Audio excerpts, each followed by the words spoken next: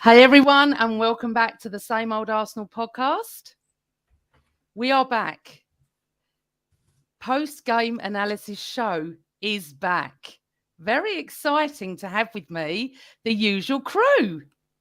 It is on my left, on my right, whatever way you look at it. We got James Cookie. Hello, darling. How are you? Hello, Amanda. I'm very well, thank you. Just before we start, I think we've got Albert waiting in the chat room so we can get another guest on. Oh, I couldn't even see him. This professional show. Right. This is so unprofessional. But what happened was he was below. I'm going to add Albert to the stream. Yeah, I was there. Albert, I couldn't see you because you were below. You know I'm no IT. Anyway, let's start again. Hey, everyone. Welcome to the Same Old Arsenal podcast. I've got all of them with me tonight now. We've said hello to James. Now we're going to say hello to Suburban Gooner Chris. How are you? Joy to the world, the Arsenal's back. Right, no more singing. He's well. That's good. Albert, I'm so sorry, darling, because on my StreamYard I could only see the top level, and then I didn't see you. Right, and there was me saying he's not normally late. Nah, he's not. He's not normally late. But I'm good. No, thanks for coming. It's good to be back. It's good to be back. My World Cup content is done. It's Arsenal now, so. Well, I'm going to talk about my World Cup content later, not now, because now it's all about the Arsenal. And for everyone in the chat room, thank you so much for joining me on the days between Christmas and New Year. No one actually knows what day it is. We don't know what we're doing. All I know is it's a weekday and I've got to go back to work tomorrow, which I'm not happy about. I had no holiday left, but I've got to go back to work tomorrow. So I want to wish everybody in the chat room and all my little guys here, Merry Christmas, Happy Boxing Day, whatever day it is, you're all welcome to come and chat with us. Guys, when I ask the guys a question, please answer and I'll put them all up.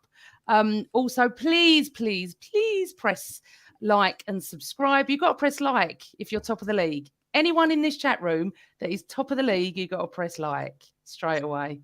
I don't even know where to start, to be honest. So I don't know. Who was there last night? James, were you there? I was indeed, yes. Chris? I was not. I was doing the Howard family derby. So sorry to go into a 1 minute monologue, but my entire family are from Stratford and on my dad's side. So I was around my brother's house, West Ham fan, with my nephew, West Ham fan, his father-in-law, proxy West Ham fan, my dad, who's from that area, he doesn't really like football that much, but he still supports West Ham. And there was me, the lone Arsenal Ranger, having to sit there on my hands for the first half and then enjoying the second half. But we'll get to that. And that's Chris finished. Albert, were you there last night, darling? I wasn't. I was never going in the first place, but then there was a possibility that I could go. But then it was confirmed on Christmas Day that I'm not coming. Oh, so no. it's all right. It's all right. But so it was just myself. I have to thank the guy for going to the games this season. But no, so I had the comfort watching the television. So it was good. It was good. So it was only me and Cookie there last night, but you all watched it. That's good. Everyone in the chat room, who was there last night? Put your hands up. But you know what I want to start with? It's a really weird feeling yesterday. I don't know if you felt this, James, but I felt like the break was quite a while, but we have all watched loads of football. I suppose we've all watched the World Cup. We've all been so desperate to watch our players, and then Jesus gets injured. So it was a weird one last night because when I turned up, also it's Boxing Night, I've had to leave my family. I just felt it was a real strange. I normally go to football on Boxing Day, but I normally go at lunchtime and you're back home with your family in the evening. So, it was a weird one. So just talk us through, James, the team, basically. Did you expect that team to start or not? Yeah, I think, first of all, we've got to say huge well done to the Arsenal fans that made it there last night, because going there with the train strikes and giving it 8 p.m. on Boxing Day, I mean, what is that all about? It's absolutely mental. But that stadium was as packed as it would be for a North London derby last night. It was so packed, raucous atmosphere, particularly in that second half. So yeah, big well done to the Arsenal fans for that. In terms of the team, I think it was as strong as we possibly could have gone. I didn't really expect it to be that strong, to be honest, because there were question marks around the likes of Saliba, a couple of other players, but they all looked so fresh, so ready. I thought the players that didn't go to the World Cup, Odegaard in particular, I thought he was scintillating last night, but I'm sure we'll get onto him. Yeah. And I thought, the performance was, I couldn't have asked for any better post-World Cup. Before we were excellent. Oh, it was incredible. It was really weird. About 10 minutes before kickoff, it was pretty empty. And I turned around to Carl and I went, this doesn't look good tonight. This looks really poor. We did have a lot of non-season ticket holders around us. I didn't recognise many people at all. And then honestly, with 1 minute to go, the whole ground looked like it filled. There wasn't really gaps and stuff like that. There was odd seats and stuff. But I think what's wonderful about this season is I think more people are putting tickets on Ticket Exchange. So because everyone's so desperate to go, you know that if you put a ticket on there even yesterday morning, people were desperate to go, so they would have been looking. So, all right. So for the boys at home, so let's start with Chris. I'm assuming you all watched it on Amazon Prime. I haven't seen any of the interviews. I've missed all of the Thierry and Arteta stuff because when I got home, we couldn't watch all that. So the team, as we all thought, I think that's what we roughly thought. Was you all positive? I forgot to ask you that because we haven't spoken, have we? So I wouldn't have known you pre-game. For a start, I went for 2-1. And I do have to say Carl Stark was adamant it was going to be 3-1. So well done to you, Carl. Do you feel positive about last night, Chris? No, but only because, so I feel positive with Arsenal at the moment because of the start to the season that we'd had. But because of the World Cup break, there was part of me that was like, I don't know, like I'd seen Man City and Liverpool not look great. I've seen a few teams, like we all had a big chuckle at Tottenham not performing. And I did wonder if there would be a hangover for us. And certainly, again, we won't go into the detail I won't go into the detail just yet of the first half and all of that sort of stuff and going behind. But I wondered if we'd just end up getting frustrating game, a low block team, difficult to break down. We all get a bit frustrated and start to have a wobble. But again, we'll probably talk about this. But as it panned out, even when we were behind, I was like, do you know what? This doesn't look like an Arsenal team that are panicking. But yeah, so I thought it would be difficult. I wasn't sure what Arsenal would show up because of the World Cup, but I was more than pleasantly surprised. So Albert, it was you know what? It was a strange first half.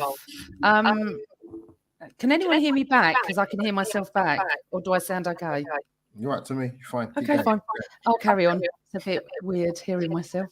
Albert, so we expected that first 11. None of us knew how anyone was gonna, come back from the World Cup. I didn't know. I went for 2-1, but I wasn't sure if we were going to have the same momentum. Was that a worry for you or not?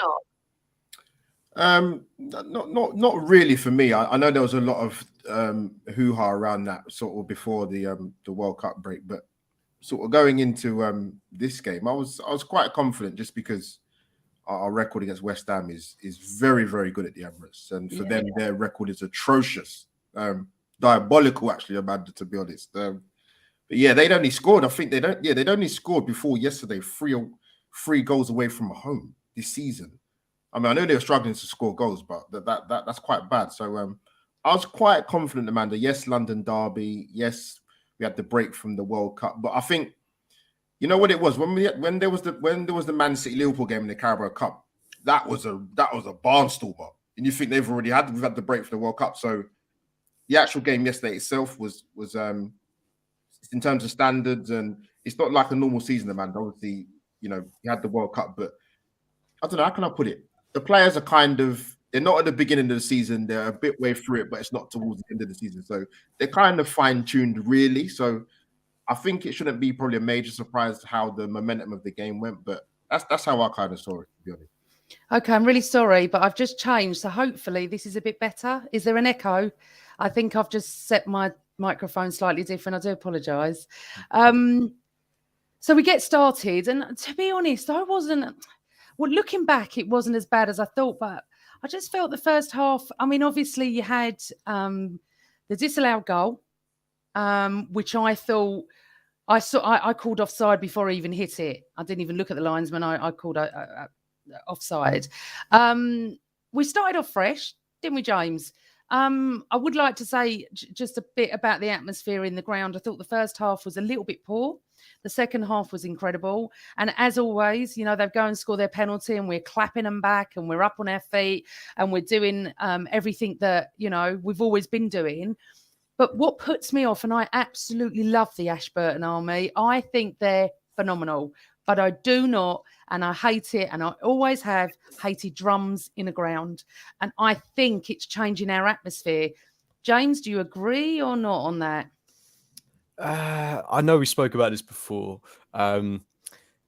It's really hard to say. I think what they're doing can only be a good thing, to be honest, because we've not really had anything like that in the ground. I mean, there are elements of it that I think are a little bit strange, like when you see them walking down Holloway Road, you know, yeah, I thought it was brilliant. Gloves. I think the pyro and everything looks great, but you know, I don't quite get why they all cover up their faces and things like that.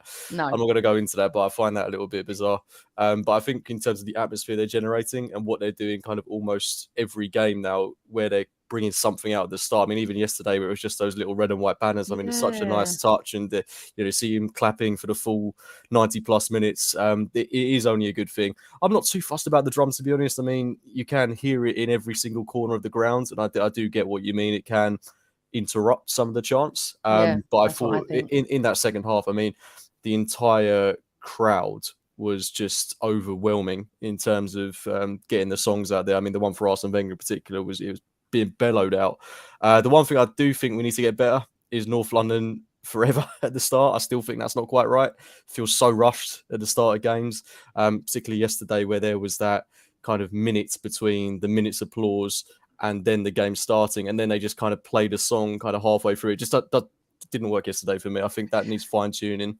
Do you know what? I think when we come out, or before we even come out, play it. But we had this minute silence, and about 50 seconds into the minute, they started playing it. And the players were still clapping on the pitch. And I felt bad for singing because we were still doing the minute silence. Yeah, they've got to sort that out. But anyway, I don't like the drum. I've said it on Instagram to them. I love them to pieces. I think they're absolutely phenomenal for what they're doing. I absolutely love North London forever.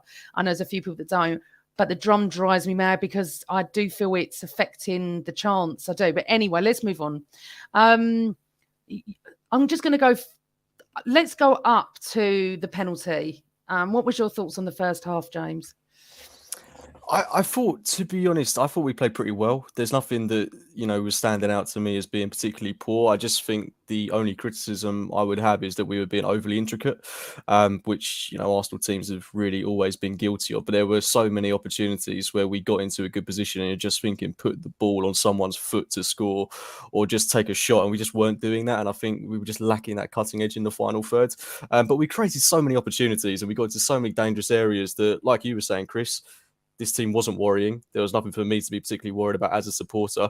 But obviously, we'll go into the goal in a second. But when you go 1-0 behind, it does get, you know, your old heart pounding a little bit. And that's why I think the atmosphere was affected, because we'd had so much of the ball. We hadn't put it in the net and we find ourselves a goal behind. But yeah, I'll leave it there.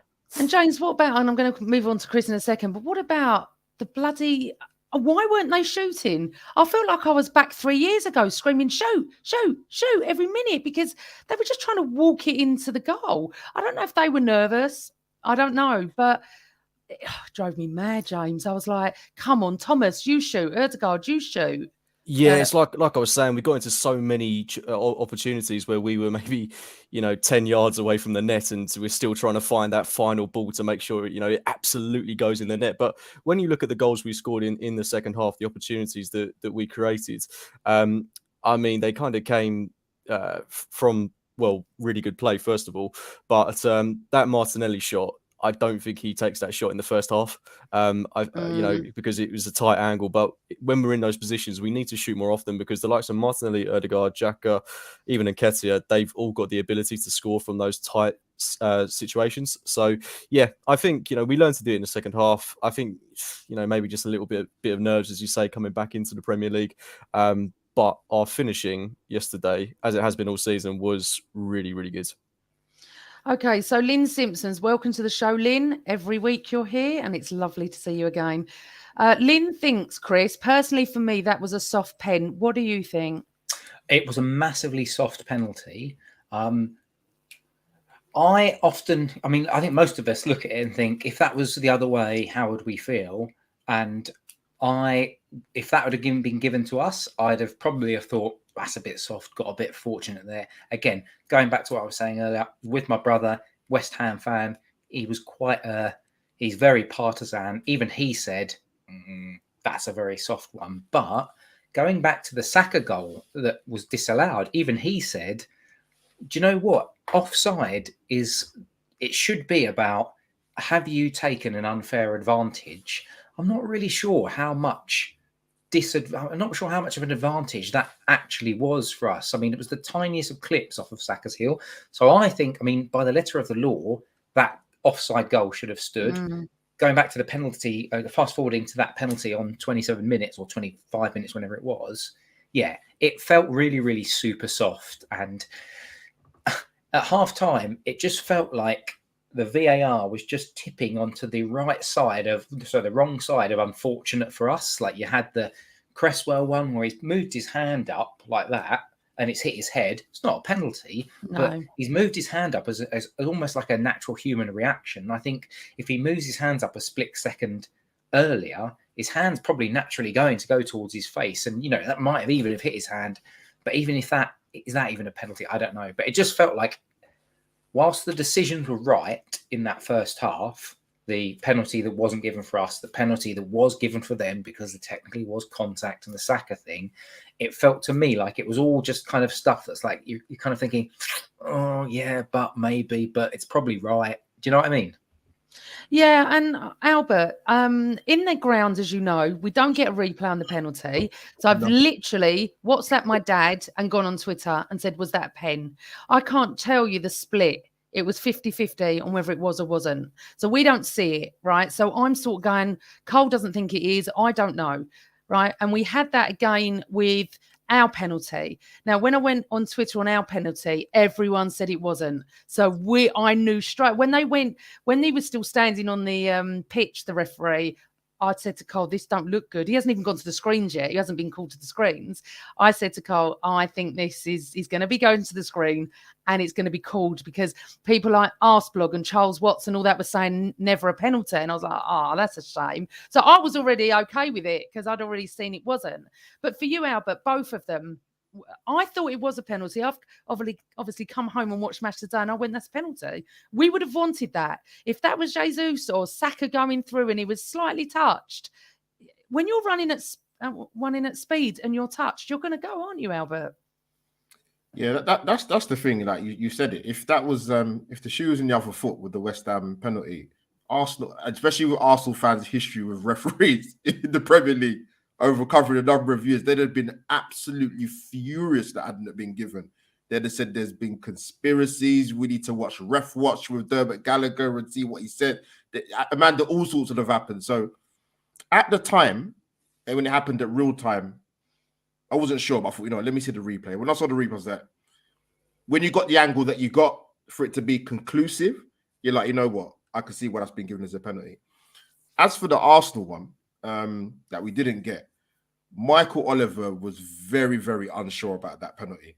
And you could see for the length of time that it took. So I was 100% sure. And obviously we saw the replay and it smacked him straight in the face. So that obviously wasn't going to be given. Yeah. So listen, more so the West Ham one. If the shoe on the other foot and that wasn't given, oh my God, we'd still be talking about it now. But yeah, I can't disagree. I think it was a penalty. Yeah, he went down a bit late, but like you say, man, when you clipped at speed, sometimes you don't automatically go straight to the floor. If you're trying to keep your balance, that's what you're going to see what happened with Jarrod Bowen. But yeah, it was a penalty for me personally.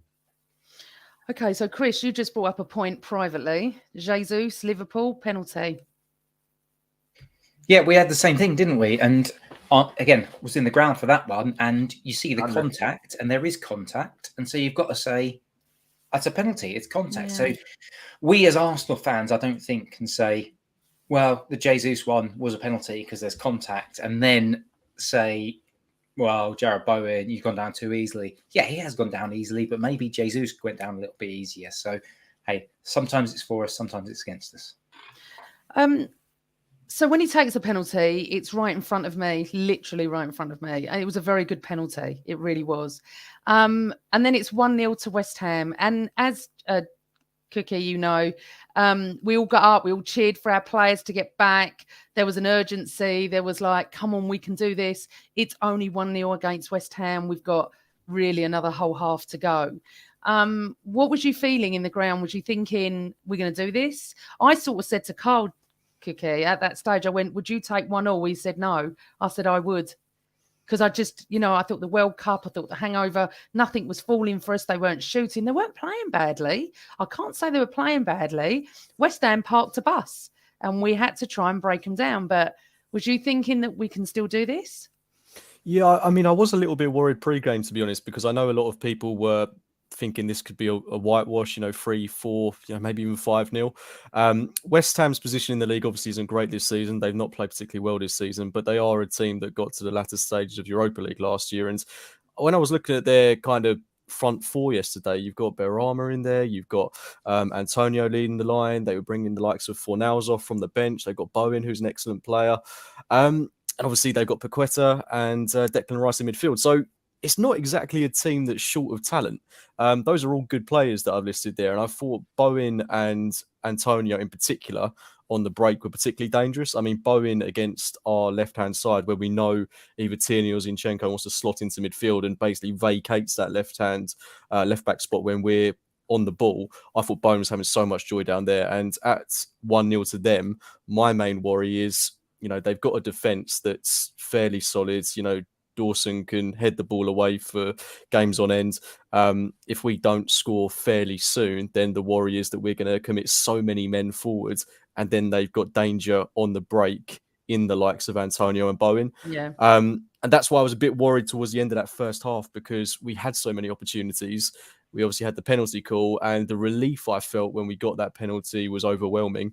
But obviously we didn't get it. I went back to that crippling anxiety almost. But then, as we've done many a time already this season, come out in the second half and got a goal so early on. What was it, 51st minute? And then we went 2-1 up about 5 minutes after that. So that is what I love about this team. The way we don't overreact. We don't try and force the issue. We are patient in our build-up, and we know we've got the quality to score. There hasn't been a Premier League game so far this season that we've not scored in. And, I just don't see us, not scoring at the minute. The players we've got and the strength of those players. I mean, Saka winning the ball off Declan Rice for one of the goals. Martinelli, fantastically strong as well. And Nketiah is really bulked up as well. And Odegaard, we'll talk about him in his own little segment. But my God, what a performance. Yes, we're all going to wax lyrical about, my man of the match. And I'm assuming all of your man of the match. But what a joy it was. But Chris, let's just back up a little bit to, we've come out the second half. Listen, 1-0 down. This is the Arsenal. We're top of the league. We're 5 points clear at that time. We can do this, can't we? We can get another goal. I did then after I did say, if we get one, we win this. But I was just hoping that we were going to start shooting. But I think what Arteta had said, or someone had said, was that there was no way they could play like that for 90 minutes. So they were going to be fatigued. And then once they were fatigued, we just took them apart, didn't we, Chris? Yeah, I think on the shooting thing, I think this is an interesting one to probably debate, because that's just the way that we set up, the way that Arteta sets up is a methodical team that you control ball, you control possession, and you basically look at the risk profile of the attempts that you have and like the shot percentage sort of ratio. So we aren't going to be a team under Arteta that has these long range shots. That we're not have a go heroes. This is a team where Arteta, we've got to recalibrate ourselves as fans, and I think we have been doing in the last few years to think that Arteta sets his team up structurally so organized into a certain way of playing. He will literally be talking about certain zones on the pitch where if we get the ball in this opportunity with these bodies, that's when you take an opportunity. That's when you take your effort.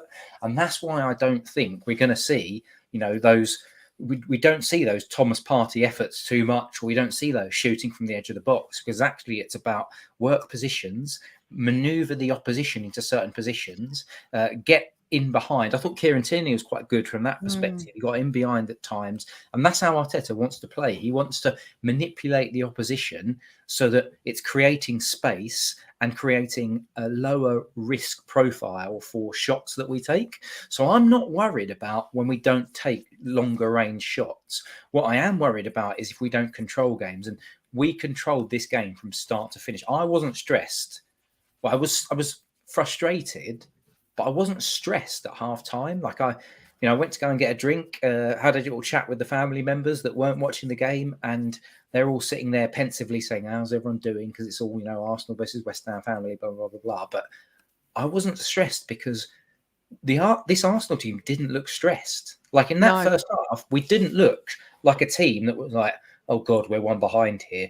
Those players look like, it's fine. I wrote this in my blog this morning. It almost felt like when I've watched Man City and Liverpool in the last few years, if they go behind, it's like, it's cool. We've got so much quality in attack that we will create chances and we will score goals. So we just need to be patient and make the most of our opportunities. Chris, they could have taken one of the shots. I'm not saying completely shoot the whole game, but the first half, there was plenty of chances they could have. That's all I'm saying. But this is the point I was making. Welcome to the show, Melissa. I knew they would come out better the second half. There's no way Arteta wouldn't have told them to step it up. Also, I thought West Ham would struggle to keep that defence up for a full game, which is what I meant, Albert, by fatigued. That is exactly it. And I think it did change. So we come out second half, Albert. I can't remember. Was it 50-something minutes we scored? Like 51, 52 minutes, 51, right. Sorry, 53. Not to be a pedant. 53. That's absolutely That's fine. exactly why you said it. Only because I've got the numbers in front of me. Only because I've got the numbers in front of me, Albert. Sorry, mate. So how I remember it was that Partey lost the ball in midfield. He then he what's it called? Won it back off Declan Rice. Yeah, I think that was it. Who then passed it to Odegaard, who we just even need to just like go on about him for about 20 minutes. We found Saka somehow and bang, he scores.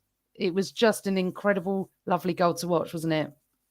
It was. I mean, it's back because you know what, with Brighton Odegaard, there was a couple of times in the first half where predominantly him, he's got to pull the trigger more, man. Yeah, seriously. I agree. Stop trying to pass when you're in the have a shot. That's what I'm saying to Chris. He can do one of the shots. So he took a shot. It was awful, but he actually went down as an assist. But listen, we're not going to complain. But yeah, Saka, great first touch, by the way. Amanda, you make a good point because I don't think a lot of people forgot it, but Thomas Partey wins the ball back with Declan Rice. That was key. But yeah, Saka, great first touch and beautiful finish. Listen, like I said, I think my three key words we started that second half was pressure, and more pressure. And that's what we did. In intensity, started very well. Like you said, you mentioned sort of the game as a whole. We you know what, there wasn't too much to pick holes in it apart from not putting the ball in the back of the net. But that changed within that sort of first 10 minutes of the second half. Yeah, we beat Fabianski at the near post with Martinelli's goal as well. But listen, we'll take it, man. We'll take it. But that's the thing. But we're not panicking. There's a lot more resilience to this team. Goal contribution wise, I think Jesus, obviously, and Saka are in double figures in terms of goal contributions, even though he's out for a few months. Martinelli's not too far behind. So if one's not scoring, someone else is scoring. And yeah, like I said, I was very pleased that second half. And Melissa mentioned it in the chat. West Ham weren't going to keep that up for the remainder of the game. And like I said, they've not been good this season at all. They're struggling to win football matches. But Arsenal, listen, this was what's the word I can use, Amanda? For what, Albert? Just in terms of the performance after such a long break, it was not a statement. Yeah, it was. We did. It was very good. I mean, like I said, in the first sort of the first 15 minutes is like 71% possession. It only dropped off to about 67% for the whole entire game. So we was dominant, and like I said, there's not too many things to pick holes in the performance, to be honest. Can I just jump in on one thing on the Martinelli goal and just get your thoughts on this, guys? because we commit so many bodies into the box these days, this season particularly, I wonder if Fabianski had half an eye on is Martinelli going to cut this back to somebody, and that's why he doesn't actually look at his near post. So there's people that will probably be saying Fabianski shouldn't be beating at his near post, but I just wonder, do we commit so many bodies forward that as a goalkeeper you're watching it and you're thinking he's going to cut this back because there's so many bodies here, so I'm half watching what else is going on, and so then when Martinelli drills it at his near post, he's only half watching. Am I maybe being a little bit too generous or a bit generous for Fabianski? I don't know. What do you guys think?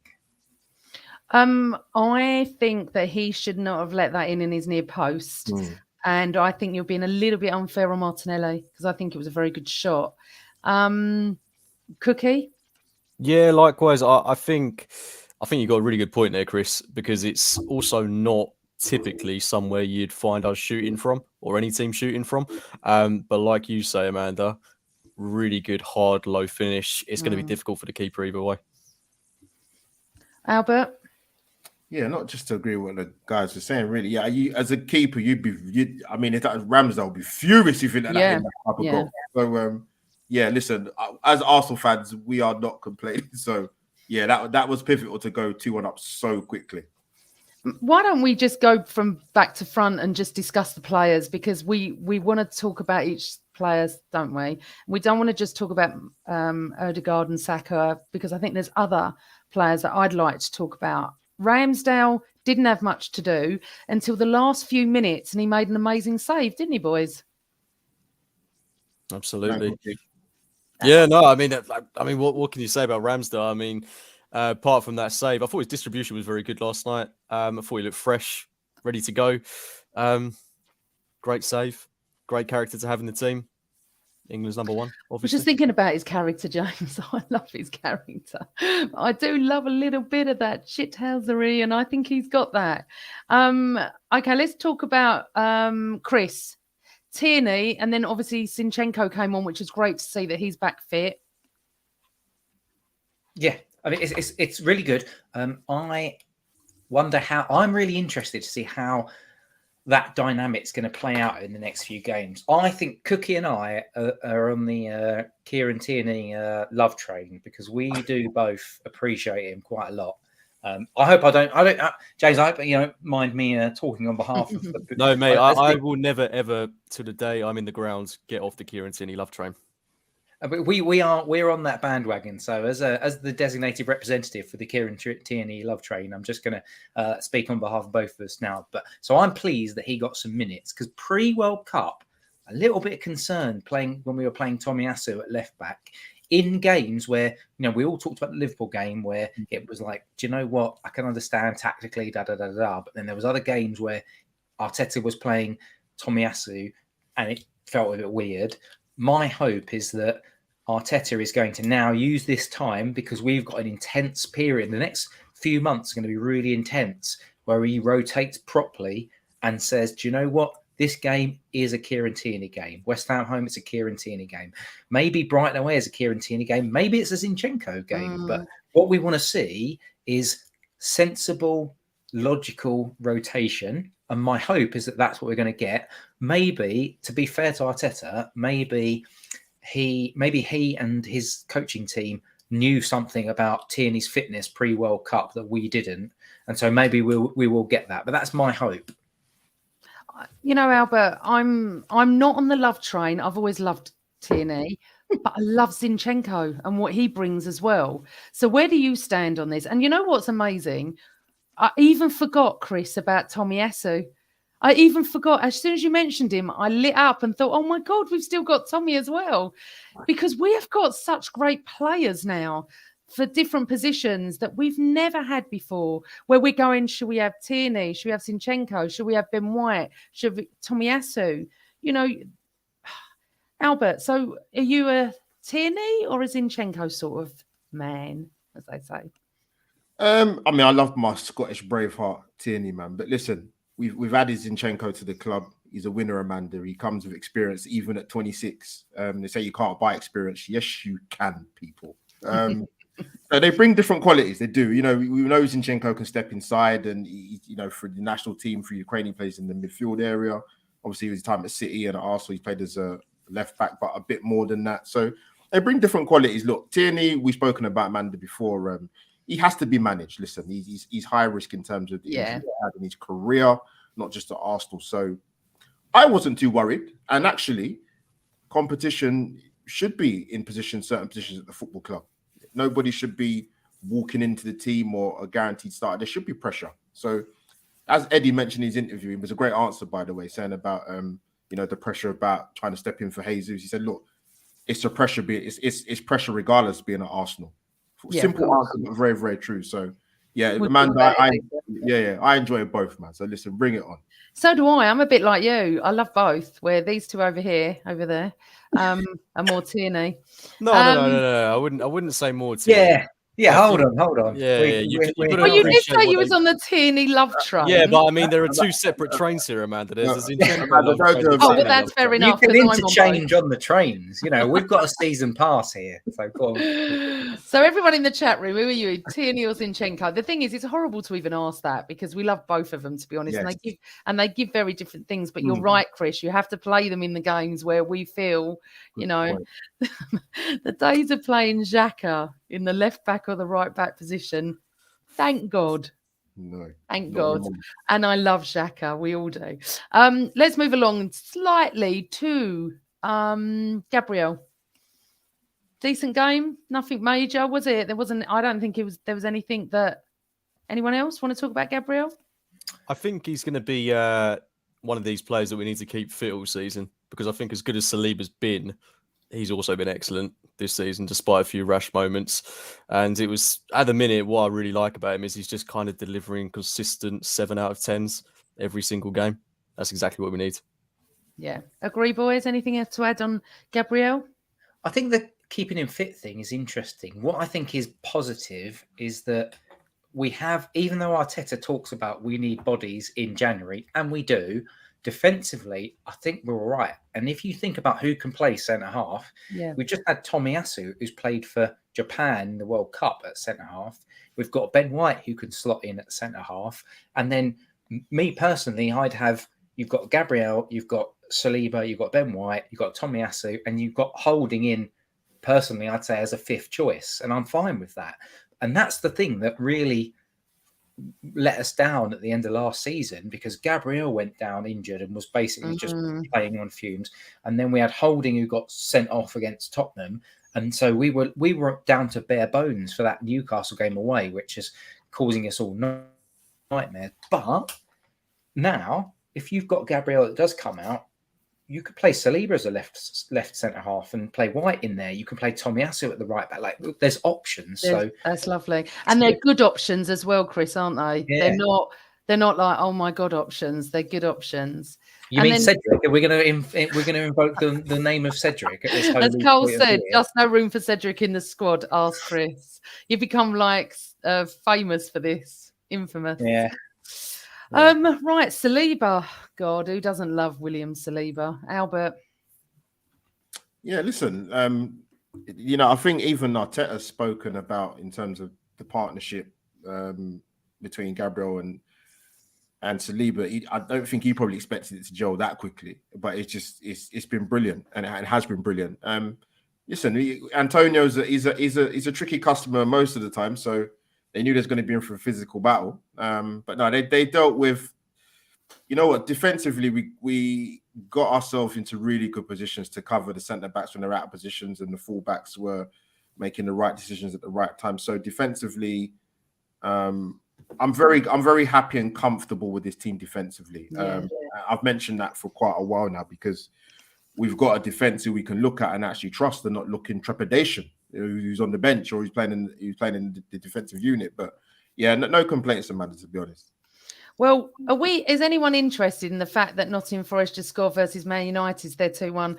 Is anyone interested in mid-table battle? Hey. Not getting too cocky, eh? Do you know what? Can I just say, I've not been properly looking at the league table. I looked at it about 2 hours ago and realised this is not United. realised that Liverpool are 15 points off of us. That is like my brain. That bamboozles my brain because that's a 5-game swing. Liverpool have to win 5 games and we have to lose 5 games. We're on 15 games already out of 38. That swing is massive. And then when you start to think about, let's bring us back down to earth because we'd all love for a title challenge. Please, God, let us have a title challenge. But ultimately, at the beginning of the season, I think all 4 of us would have said, let's have a proper go at top 4. We want to get into top 4 this year. Yeah. So for me, top 4 is what I want, and anything else is a bone. I'm still thinking that until we get to like 25, 26 games. I'm still going to think like that. So then when you see like Liverpool, and we've got a 5-game essentially buffer on them, and they're 6th. That really does give me a lot of hope that we're going to do it. Yeah, we're going to do it. Certainly for a top 4. Well, I've said all along, because quite a few people are saying to me now, look, you've got to go for it. You know, do you think you can win it? I said, talk to me the night we play City mid-Feb. If we're still top and we beat them, I'm going to probably start believing that there's a massive chance, not only top 4, but the top spot. So we have to wait and see. And as Cole Stark said, and this is what we've said, next 6 games will define our season. Big games. Absolutely. It will. I wanted to actually focus on Ben White, Benny Blanco. Albert, go on. I just absolutely love his calmness, his versatility, and actually his actual confidence. He's like he don't care. Just doesn't care. It's brilliant. Go on, Albert. I'm glad you brought me in for Benjamin White. Let me say correctly, Benjamin White. Sorry, Benjamin White. Listen, Amanda, I was very rare for me to stick my neck out in the line for an Arsenal player in recent years, but he's the one player, probably going back last season, his first proper season at Arsenal. Arsenal fans need to remember that. You know, he's not part of a systemic problem defensively at Arsenal. People need to remember that. He's been excellent. He's the last 3 Premier League seasons he's been here, been in the Premier League. He's had to play different positions. Amanda, right side of a 3, centre back at Arsenal. Now he's playing at right back. I saw a stat. This is obviously before the World Cup, that because apparently he can't head the ball, Amanda. 57% aerial duels won, on par with Gabriel, our centre back, and Ruben Diaz. What more proof do you need? Offensively offers us something. He's a fantastic passer of the ball. He's got a good relationship with Bukayo Saka. Defensively on the cover, brilliant yesterday, and that's not the first time. I could wax lyrical about this guy, but listen, he's been a fantastic addition. For some of the sections of our fan base, Amanda, I like to use the keyword section, who weren't on board when we bought him. What is it that you didn't see? And it's not, Amanda, before I finish, it's not to say that I told people. It's I see this guy play at Leeds. I've seen him play at Brighton. I've seen him develop. I see what he has to offer. Liverpool were interested in him probably 18 months ago now, 12 months ago, whatever it was. He's been excellent. And it's what I've seen with my own set of 2 eyes. And that's how you should judge him. And he's been excellent. Yeah, I agree. Absolutely love him. Let's move on. Xhaka and Partey, James. Sorry, Chris. Go on. Just a minute on Ben White. Isn't Ben White the sort of person? He's so laid back. He's like horizontal. He's the sort of one that when you were like 17 and you were trying to get into a nightclub, you'd have like one person go in first on behalf of you, like as a collective, because you just know he'd be totally fine. And Ben White's the sort of lad that'd be like, "That's all right, lads. I'll go in." And so Ben White goes in first and just goes to the bouncer, and you all look like you're about 12, but Ben White just goes and goes, "All right," and then the bouncer goes, "Oh look, he's so cool. He's clearly 18," and so you all just the bouncing, and Ben White goes, "Yeah, me and my mates just coming in. Is that all right?" And all the bouncers would be like, "Yeah, in you go, lads," and you get in, and you'd all be like, "Come on, get in, love it. We're underage drinking in a nightclub," and Ben White would be like, "Yeah, it's fine." That's the sort of bloke he is. I love him. It's what Melissa said. Love Ben White. So calm, just goes about his business, doesn't get flustered. Exactly that. Me and you, Melissa, are on the same page tonight. James, let's talk. Yeah, so I just wanted to bring John Rowe in. The back four are lucky that Partey and Xhaka are both strong in midfield. Reminds me of Vieira and Gilberto. That's what I was thinking before I actually saw John's comment. And welcome to the show, John. What do you think, James? Do you understand that? Do you get that? Do you agree or do you disagree? Just feel comfortable with them, don't you? I think at the minute, with those three, if you include Odegaard as well, you just feel so secure. And I'd go as far as saying that Xhaka, Partey, Odegaard's bold statement, but I think it's the best midfield in the league at the minute. They all just work so well. They're also good at doing their roles. Where Xhaka doesn't have that defensive responsibility anymore, I feel like it's entirely opened up a different side to his game, as we spoke about many a time this season. And Partey just does what Partey does. Like, he's just world class, and he's one of, I think, a few world class players we've got at this club at the minute. Not to sound too out there, but you look at these players, and Ben White's another one that you've just spoken about. Big God, I didn't get to speak about him as well, but I love that little analogy you had there, Chris, because it's just watching him yesterday. He feels so nonchalant. It's the best way I can describe it. You just watch him and he's just as cool as a cucumber. He's almost got a touch of arrogance in his game, which hopefully won't become too much of a fixture, but he's absolute class. And I'm going off on a tangent myself here, but going back to your question, Amanda, I mean, Xhaka and Partey just feel so at ease with them. And when you think the midfield has been a problem for us in the past, when we've had the likes of Coughlin in there, and it's never been quite, we've always been that big defensive midfielder away. Well, we've got probably the best defensive midfielder at least in the Premier League at the minute, I would say. And you can't ask for much else. Well, it's interesting what Marcelo Ferreira said, and welcome to the show. Ben White is Arsenal's James Dean. Just going back to that, and if you know who James Dean is, James, or are you too young to know who James Dean? No. Oh my God. I know, don't you start. I'm older than all of you by miles. James Dean was a very suave American actor back in the 50s, like the Fonz, the Fonz from Happy Days. Yeah, that's sort of like, and you know what? I was thinking this, and Eric Cantona, but he's not as bad as Eric Cantona. He's quiet, Ben. Just gets on with the job. He doesn't care. He just gets on with the job. He strolled through that midfield last night at one point. I just laughed. And I'm with you, Albert. I don't praise players when they come to us, and I don't criticise them. You have to wait and see. These idiots on social media that just lose their rag. I mean, if we do get this Mudryk next month, I don't know. There's rumours. I don't know anything about him, but I'm going to welcome him with opening arms because he's going to be an Arsenal player. So it's a lesson for everybody. Anyway, moving on. Sorry. Right.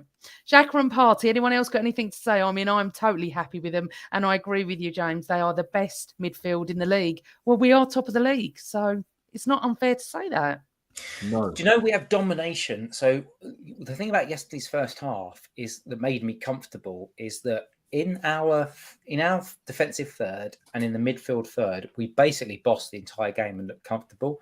And we've controlled the midfield third of essentially every single game this season, if I think back to it. And that's because of those experienced players that we've got. We all talk about the young team that we've got, but it's because of that mature and experienced midfield of Xhaka and Partey that we are able to do that. So I don't think we can underestimate the impact that they've played, and the impact as well. Let's give some flowers to Xhaka as well, because the impact that he's had in changing his position. And we've heard Arteta talking about he came back in the new year. He came back from the new season, having essentially been told by Arteta, if you don't change or if you don't adapt your position, then we're going to have to find someone else. And he stepped up to it. Shows a massive amount of character. What a player, and what a human being to be able to say, do you know what? I'm going to go through the challenges that I've had at Arsenal, and I'm even going to adapt my position now. I'm going to change my mentality even more than it's been, so that it can be for the benefit of the team. And we are all benefiting from it. The Arsenal players are benefiting from it, and us as fans are benefiting from it, because we are seeing a fantastic Arsenal team right now. Absolutely. And Uncle Melvin Marks, welcome to the show. If Ben White is Mr. Cool, what is Partey then, Albert? You're on mute. Unmute. Mr. Metronome. Is it? No, I'll have to think. I'll have to think of that one, Mills. I have to come up with one if I can do it. Mr. Metronome. He's Mr. Is that what you're Ticking going? Over. Mr. Who? Mr. Metronome. He's What's Mr. that? Ticking Over. He is Mr. Control the pace of a game. Be able to switch the way in which we play football. Like Partey is a line breaker as well. He's Mr. Quarterback. Okay. Well, the thing is, the next person is Odegaard. Right. I'm just going to have a little piece on him, and then the rest of you can wax lyrical. Because last night must have been one of the best games I've seen him play. And that nutmeg through Paqueta, however you say his name. So I'm in the stand up and it was just like diagonal down to me. And I went, did I just see what I thought I just saw? It was absolutely amazing. He is incredible. He is our maestro. He is did he cost 30 million? Is that right? Or was it 50 million? 35 million. 35 million. Yeah. What an absolute steal that man is. I mean, look, generally we love him anyway, but last night he was man of the match by far and incredible. So I'm going to go with you, Albert, first. Talk to me about Odegaard. Yeah, listen, it's you know it's interesting, Amanda, with him. He's quite a topic of conversation with some Arsenal fans, depending on where you sit with him, with certain people. But we're not going to get into that on here. But listen, he's obviously he's got undoubted talent. He sees a pass, someone that's got that ability to see a pass before he even hits the pass. Someone in the first half, especially yesterday, some of the reverse passes he was hitting was incredible. Like I said, I'm going to be short because I'm going to let the other guys come in. But for me, the only thing for me, he could have scored a couple yesterday, to be honest. He got himself into really, really good positions in the final third. Yes, he prefers to pass and he's the playmaker, and I understand that, but I want him to take the responsibility, saying, no, I'm the main man. I'll take the wrath of the teammates, but I'm the captain. Let me lead. I'm going to take a shot from 15, 20, 18 yards, whatever it may be. That's the only slight criticism, but listen. And also as well, I wanted to do it away from home as well. Yes, brilliant when you're with the Emirates, atmosphere is rocking. You're fantastic at the home games, but I want to see you do it away from home because that's one of the things that people labelled as sort of Ozil when he was here. Yeah, at the Emirates, fantastic. Away from home, not so great. Maybe seen as a passenger even sometimes, but that's the only thing for me, Amanda. Okay, Chris? Well, I love Martin Odegaard. I think my affection has been well documented on this here channel. But so the thing I love about Martin Odegaard is that everything that we do flows, like creatively flows through him. Yeah. Like last season, or the season that we had him on loan, and then last season he drifted to the right, and the connection between him and Saka was obvious. We'd all talked about it. But actually, the connection that he now makes with other players as well, because of the control that he has and the way that he sets the tone of our play in the final third, is just amazing. Like Albert said it a minute, those reverse passes, but the amount of time, like we've all seen, the amount of time he picks the ball up in the sort of half space between midfield and attack, and then looks up and then just does that little sort of chipped ball to the left to Tierney or Zinchenko, whoever it is, just to set us up to play the ball out wide. So not only has he got that connection with Saka, but he also he's varying it so that he's moving it out wide on the other side as well. So he sets the tempo for us. He's our connector. He was popping balls into Eddie multiple times, and he also drops deep. So there's a few times where you see him drop deep into a little pocket so that Ben White can just feed the ball to him. Like quite often Partey gets that, but occasionally when Partey picks up the ball, Odegaard is within 10 yards of him, 15 yards of him to then receive it and then look as the progressive stuff. And I think that's the amazing thing that we're just loving about our team at the moment is you've got Partey who can be a line breaker. So that's one thing. That's one sort of attacking move we've got in our team. But Partey can also just pop the ball to Odegaard, who can then travel with it, look to play that sort of that chipped curved ball out wide to the left, a fullback, whoever we've got, Zinchenko, whatever it is, or he can interchange with Saka. There's so much variation in our game, and Odegaard gives us that. And I don't know. I mean, I could probably do 1 hour on this podcast channel, just me talking to myself about Martin Odegaard, but that would be very boring for everybody else except me. So I'm going to stop talking. So, do you agree with Albert, James, that he's not as good away from the Emirates as he is at the Emirates?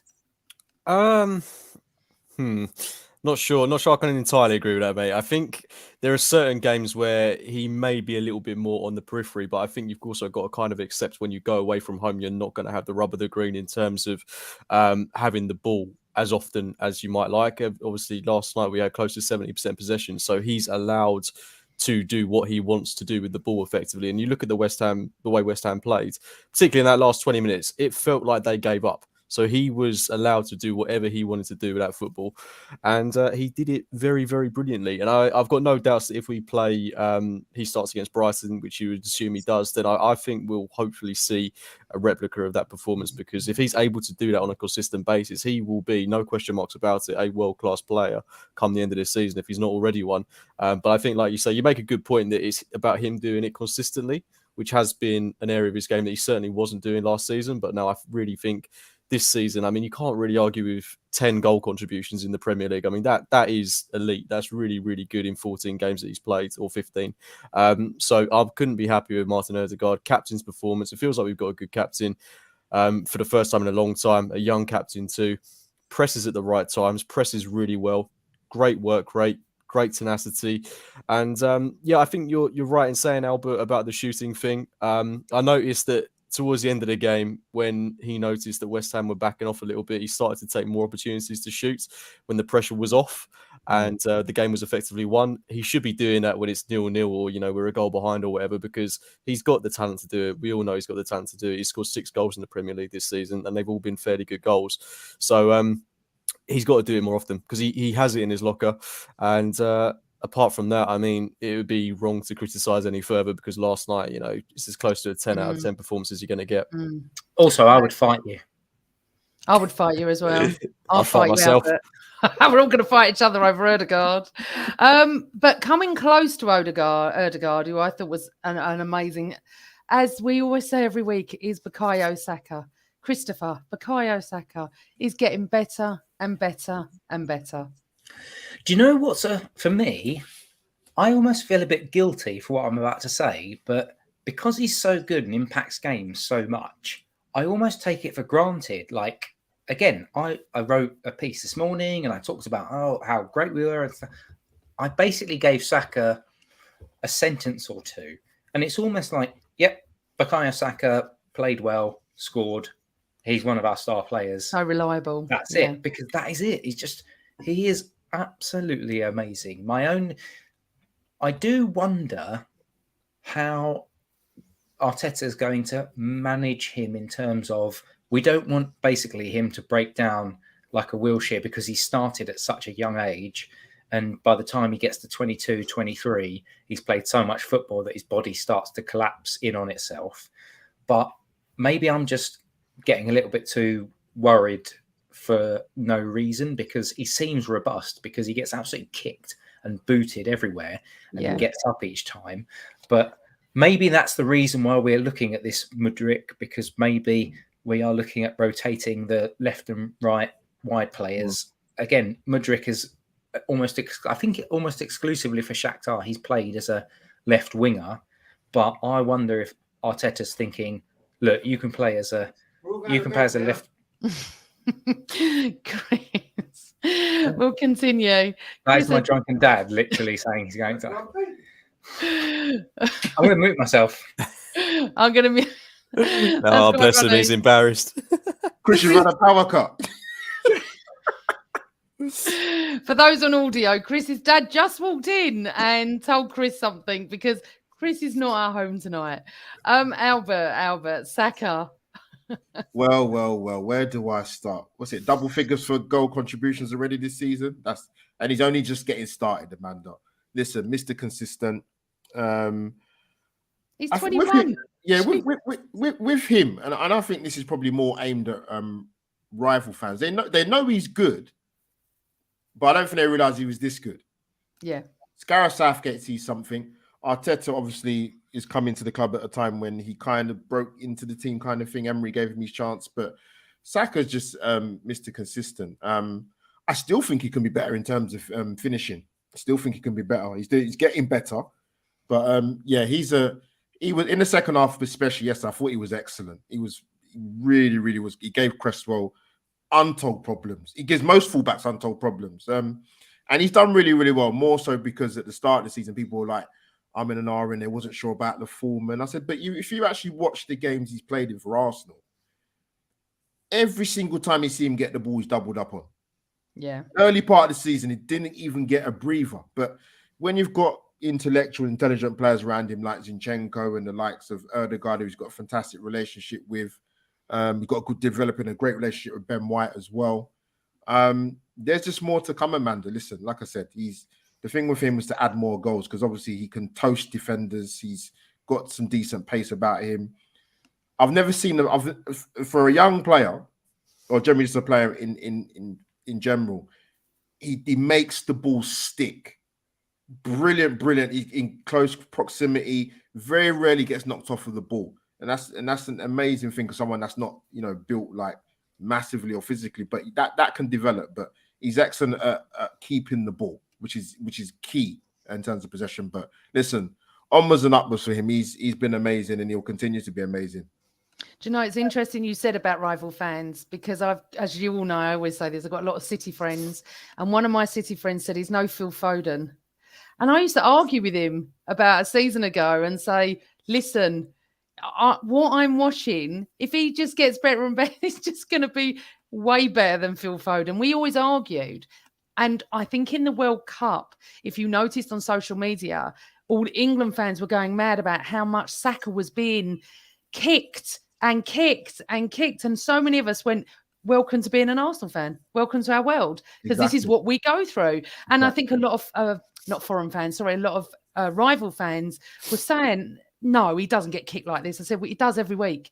He gets kicked every week. He just keeps getting up. Thank God he does. But we love our Saka. I know you've got to wrap up, Chris. So let's just talk about Martinelli and go to Eddie. And honestly, just feel free to leave whenever you want. So you can go and have a nice passive aggressive father that's waiting outside. Don't worry, ladies and gentlemen. He will certainly be getting both barrels from me. Let's also perhaps I should put a little colour on this by saying father who was born in Stratford, whose entire family are all West Ham fans. So maybe there's a little bit of bitterness there because a certain team picked up 3 points. Might be. 7 points clear at the top. And his son's wearing an Arsenal top. James, talk to me about Martinelli. I think I'm going to talk very quickly about Saka as well because I think... Sorry, go on. No, it's all right. What I love about those two right now is we've got two proper wingers, actual proper wingers. Martinelli is the left winger, Saka is the right winger. And when you think back to what we've had on the flanks in the past, when we've shuffled Ozil out wide, we've had Ramsey playing on the wing, Cazorla playing on the wing, Podolski even. I mean, when you look back and now we've got two players, they are proper out and out wingers, and they're so good at their jobs. And what I love about both of them is that they run at the opposition. They will both take players on. And one ex-Arsenal player that I loved at the time, and I've still got a soft spot for him now, is Theo Walcott. Great at making runs, great at finishing, never took players on. And we've got two excellent wingers that aren't afraid to take opposition on. And it's not just them two.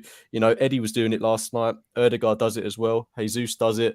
And I love that. It's a brave way of playing. And they've got the skill to do it. Both Saka and Martinelli almost always beat their man. So, yeah, I feel like we're truly blessed to have those two players at the club.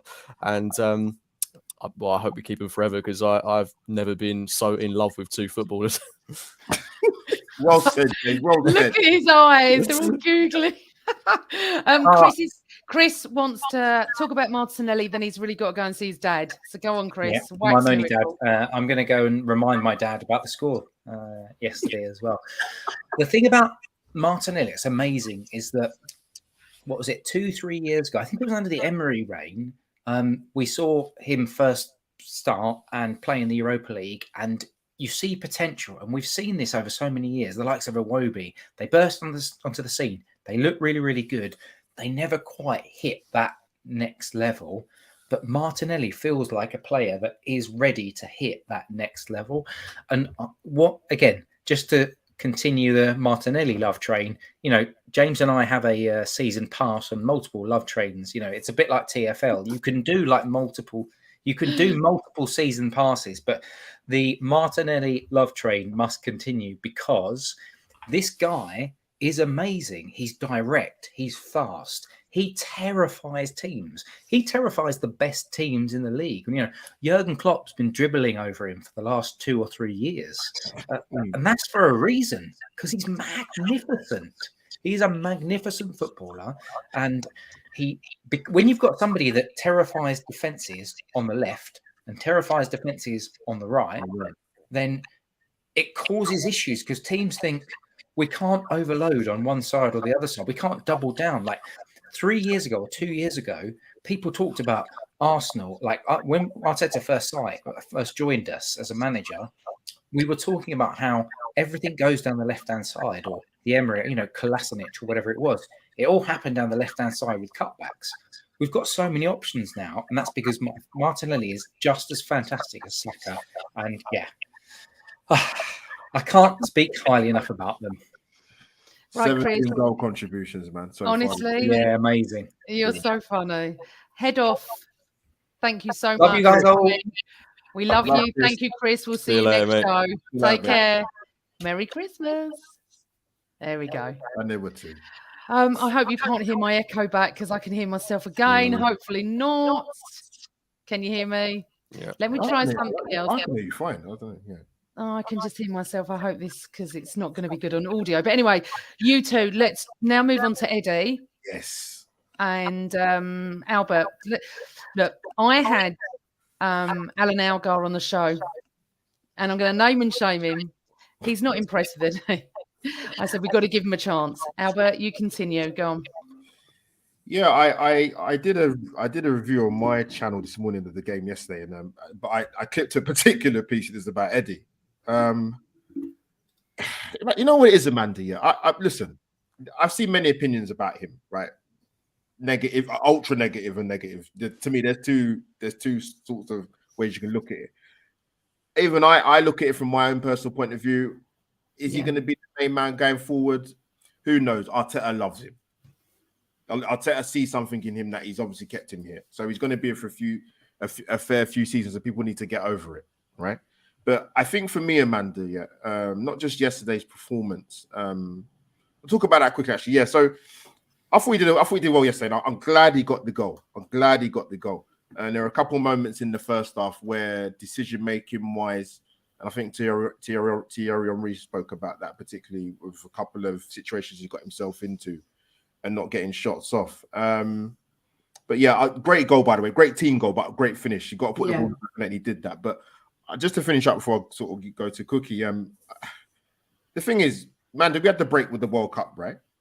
And no Arsenal games, no Premier League. The guy's still getting pelters. There's no football, right? Just a World Cup. He's still getting pelters. So it's like, well, we come back after a 6-week break. Arsenal play well, win the game convincingly, scoring goals. Eddie gets on the score sheet. And yeah, I saw a little bit of Amanda the timeline. I don't know if you saw it or not, James, or whatever, but people still sort of are like, I'm not sure if he's good enough. And I'm like, there's a time and a place for everything. I don't think the time to talk about how good he is, inverted commas, is after we win 3-1 at home to West Ham and he scored. Yeah. I don't understand that. I mean, if Arsenal fans want to explain that to me, in that sense, in an isolated game, Amanda, give the kid a break. Like, what do you want him to do? He scored. He impacted the game. He's a certain type of striker. Listen, get over it. But I just think, look, give the guy a break. Look, he might not be your cup of tea as an Arsenal fan, but he's here. He's one of our players. He's not going anywhere anytime soon.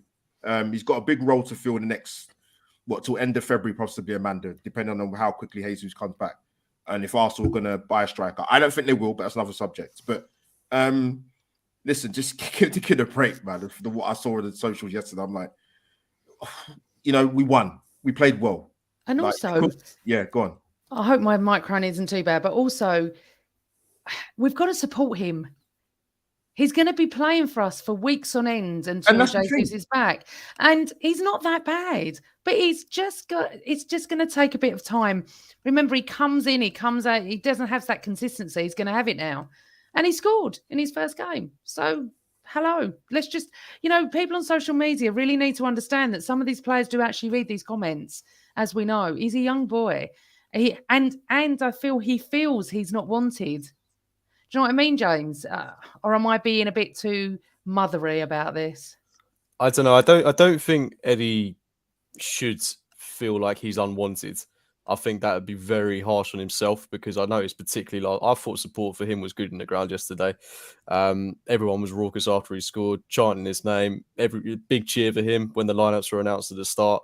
I think those in the ground, I think that's all he needs to focus on. What happens in the ground, everything else is just nonsense. He shouldn't pay any attention to that, because some of the stuff I was listening to, reading about Nketiah in the build up to this game, I was like, hang on, are we talking about the same player that was so, I'm not going to say world class at the end of last season, but a guy that scored against the likes of Manchester United, was really quite pivotal in that dramatic turnaround we had towards the end of last season. Okay, we didn't get finished where we wanted to, but if he hadn't come in for Lacazette, we certainly could have finished a lot lower than where we did.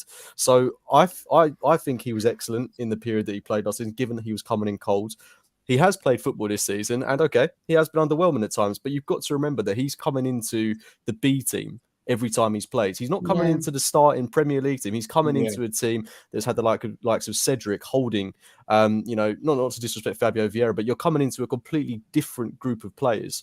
Whereas in the Premier League, you're coming into the settled 11. Everything is the same. You're now the spearhead of the team, apart from Jesus. I thought we saw a player that slotted in perfectly. I don't think our performance was impacted any way at all. He's a completely different player to Jesus, but in a good way. And I think he's got elements of his game that Jesus doesn't possess, that I think makes us better. I think he's better at running in behind. Jesus drops very deep, whereas Eddie tends to stay in the final third of the pitch more often. He waits for things to happen, whereas Jesus, I feel, tries to make things happen. And both of those types of players, have their benefits and their hindrances.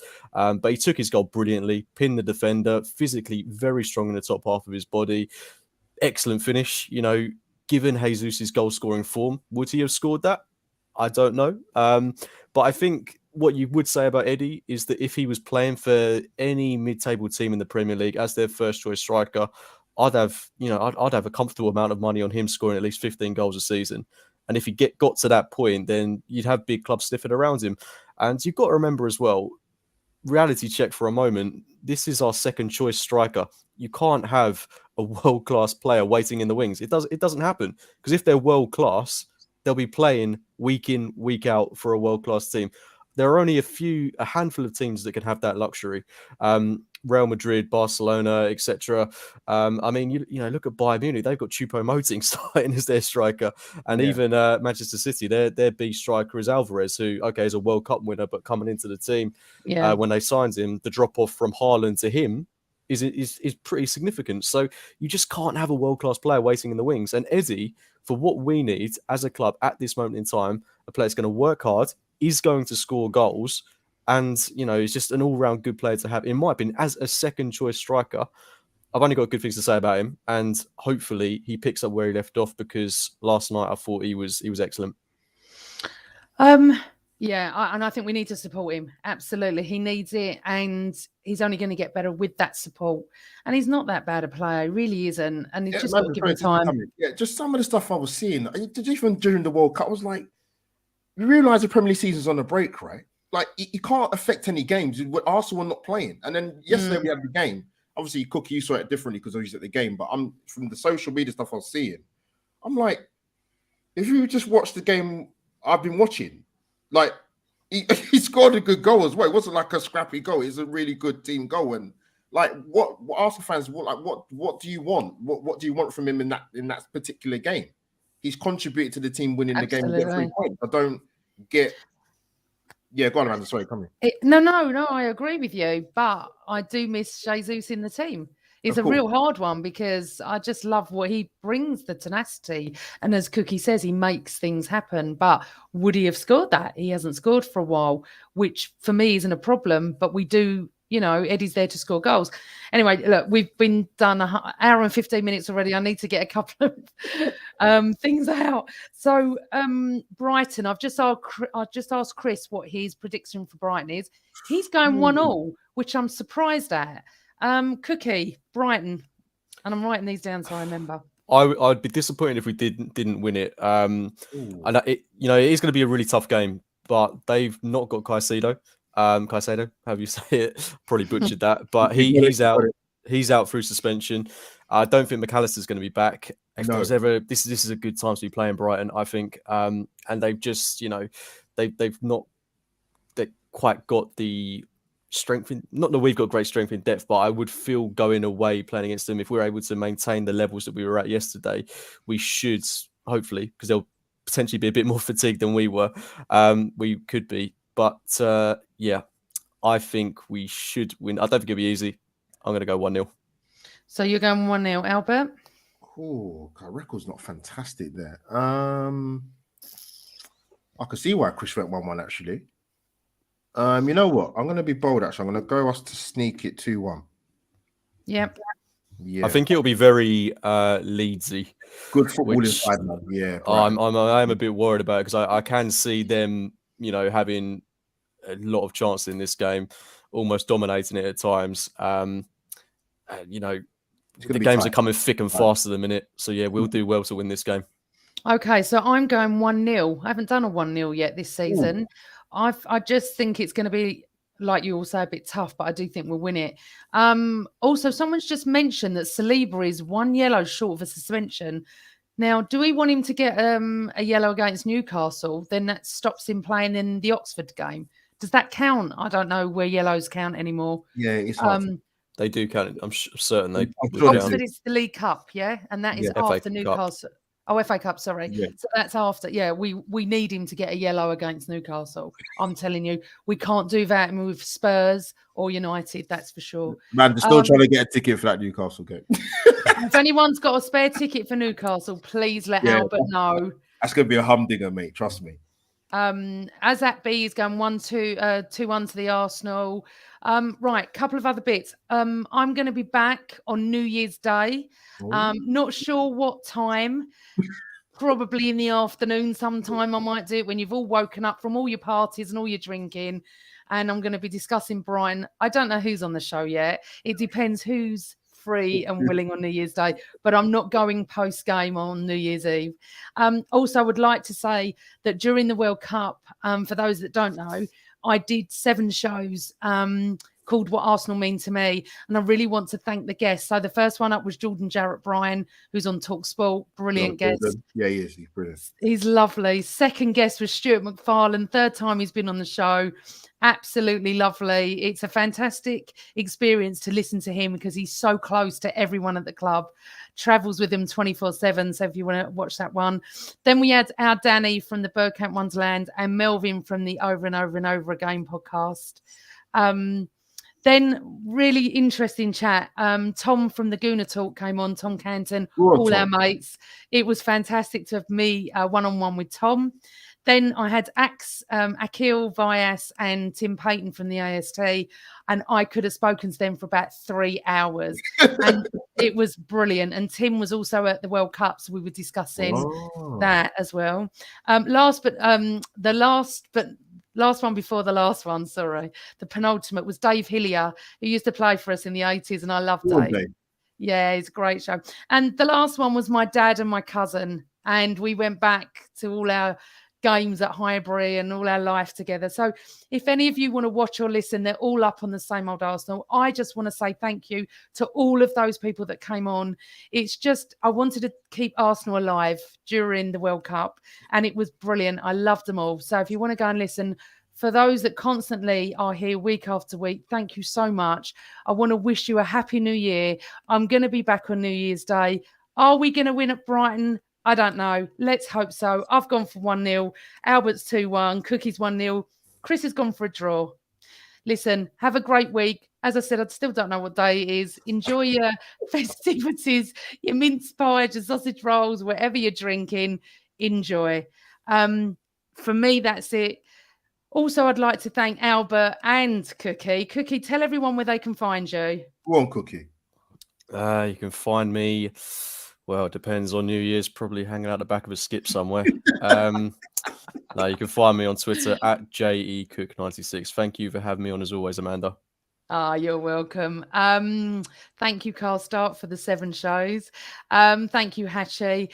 And that's lovely, Marcello. Thank you. Now, Albert, where can everyone find you? Because you're so brilliant. I just love your podcast as well. I try, Amanda. Thank you for having me on again. Yeah, Albert JTV, people. I will be back from Brighton. I probably will do a post game afterwards just to get it out of the way. But yeah, that's where you can find me. Albert JTV and Twitter handle is right next to my name as well. So easy to find, people. Come and subscribe and follow. And thank you, Robert. That is brilliant. If anyone's got a ticket for Newcastle, please, or retweet Albert's chase for a ticket because he'd love to go. James and I will be there. Hopefully, Albert will be. Happy New Year, everyone. We're top of the league. We can enjoy it. We can look down on everyone and go, the Arsenal. Good night, everyone. Always Arsenal.